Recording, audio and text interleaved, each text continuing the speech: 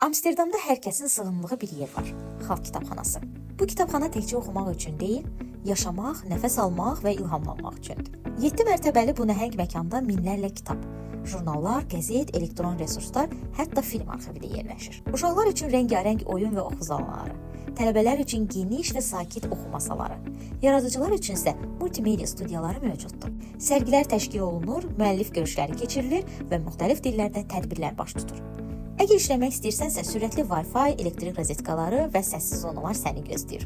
Əgər dincəlmək istəsən, böyük pəncərələrin önündə əyləşib, kitabını açıb, oxuyub şəhərə tamaşa edə bilərsən. Ən yuxarı mərtəbədə yerləşən dam kafesi isə bu təcrübəyə ləzzət və mənzərə qatır. Öz-özünə xidmət aparatları, rəqəmsal axtarış sistemləri və interaktiv məlumat ekranları işini daha da asanlaşdırır.